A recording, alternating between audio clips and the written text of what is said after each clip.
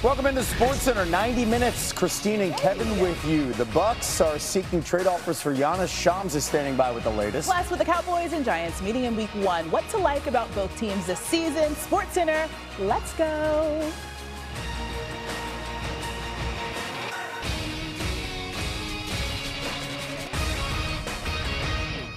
We're going to start with a developing story in the NBA. Shams Charania is reporting that the Bucks are taking trade offers for Giannis Antetokounmpo. Milwaukee's looking for a young blue chip talent and or multiple draft picks. The two-time MVP's gone back and forth on whether he wants to be dealt. Shams joining us now with much more on this story. This feels like we're approaching the summer of Giannis here, Shams. What's the latest on his future? Kev, there's going to be a resolution by all indications between now and the June 23rd NBA draft on Giannis Antetokounmpo's future. Bucks officials here in Chicago at the draft combine are expecting to lay the groundwork for what's going to be an active next several weeks of trade conversations around Giannis. He is fully open for business both ways now, the Bucks as well. This comes in the wake of co-owner Jimmy Haslam coming out and saying that either they're going to get a long-term commitment from Giannis or trading him elsewhere in June. But these conversations all stem from the fact that Giannis has told the organization for a period of months now that he believes his best fit is elsewhere, that he believes it's time for both sides to move on. I'm told that stance has not changed. And so moving forward, the next conversation will be, where are the offers going to be between now and the draft? And for Giannis, where does he want to play? Where will he commit long term? Because, Kevin, he's just got 1 year guaranteed left on his deal that gives him a level of sway and power over his future. All right, let's talk about another big man who's in the headlines right now, and he's still playing. Victor Wembanyama ejected from last night's Game 4 loss after elbowing Timberwolves forward Naz Reid. Shams, with the series tied at 2, what are you hearing about Wemby's availability for tomorrow's Game 5 in San Antonio? Victor Wembanyama is clear to play. He will be available to play in Game 5 on Tuesday night because the league has decided that there will be no further discipline or punishment for Wemby, no fine, no suspension. And the essence of this ruling is two factors. One, Victor Wembanyama was ejected at a point where he missed a significant portion already of Game 4. And the most important part is there's no prior history for Wemby. There's no other accounts of violence for him in his past. And so the lack of history for that actually helped Wemby in this case, where he is now going to have no further discipline. He is available to play in Game 5. Now, keep in mind, Wemby's ejection with 8:29 left in that second quarter. The earliest an All-Star was ejected from a playoff game in the play-by-play era. Shams with the latest around the series with the Pistons. Wemby's availability for Game 5, and the NFL schedule is starting to come out. But here is the first thing that you need to know right now. Number one on our starting five, Shams Charania reporting that the Giannis Antetokounmpo sweepstakes have officially begun.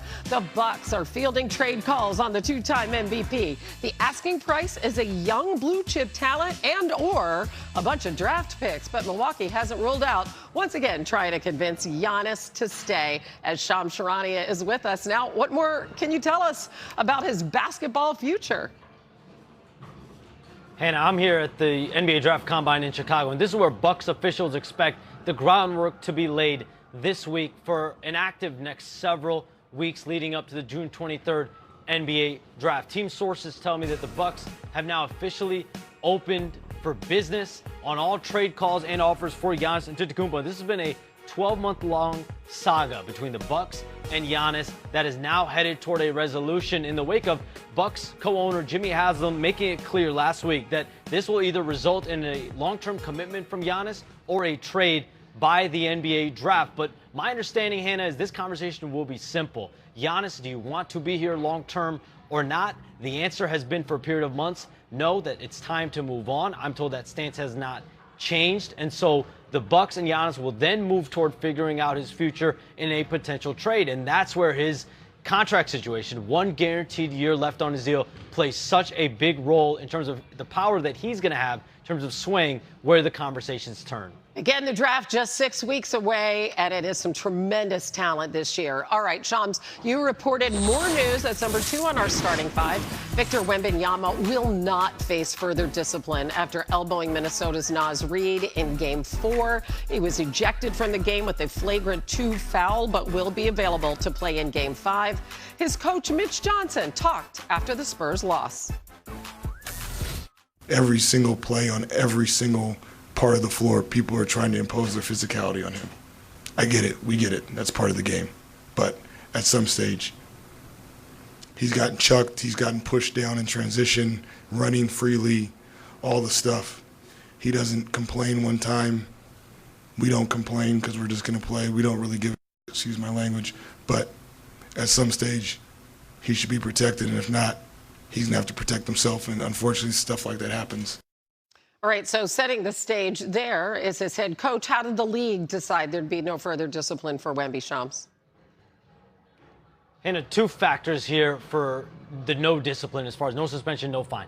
One is Victor Wembanyama was ejected for the majority of that game in Game 4 in Minnesota last night, and so he missed a significant period of that game anyway. But the most important thing is there's no prior history for Wemby. There's no other accounts of any type of violence on the court for Victor Wembanyama. And so prior history is going to play a major role when it comes to the league office and their disciplinary actions toward a situation like this. So it was a quick investigation today into the flagrant 2. So it is a flagrant 2. There's a nominal fine that comes with that, but no further penalty.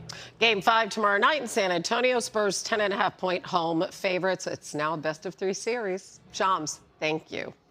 The third thing you need to know, the Thunder try to end the Lakers season tonight. History tells us that even if it doesn't happen tonight, it will soon enough.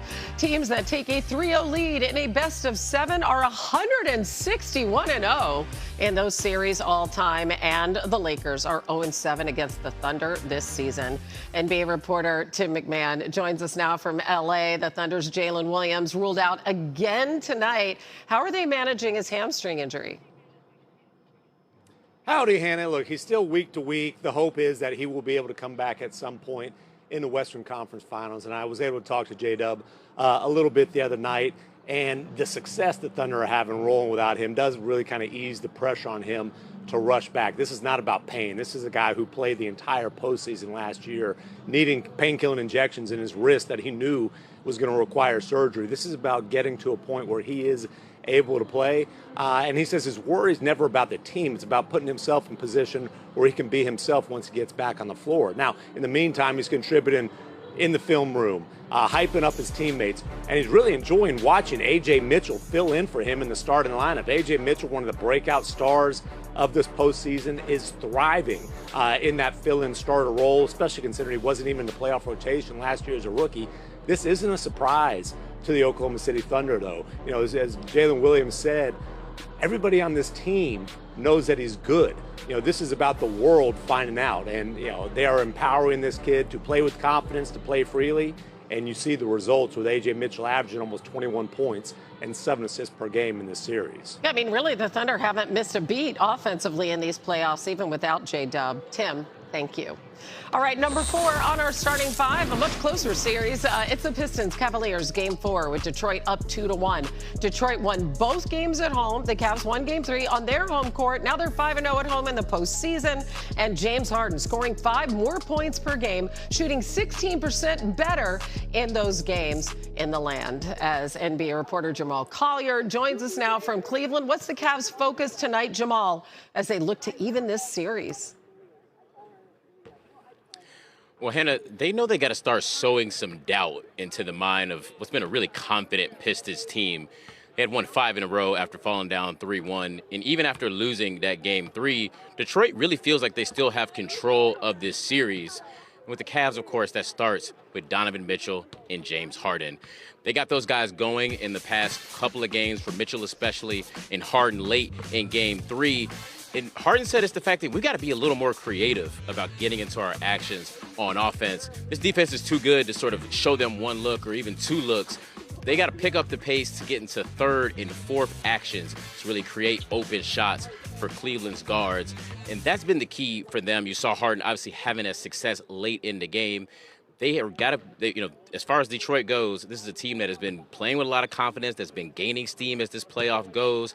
And Cade Cunningham said it. We know that that's just one battle. This is going to be a war, and our styles wears you down over the course of the series. If Cleveland can have some success tonight, they might be able to chip away a little bit of that confidence. Yeah, it's looking like it could go a while. Cleveland, a 3.5-point favorite tonight. Thanks, Jamal.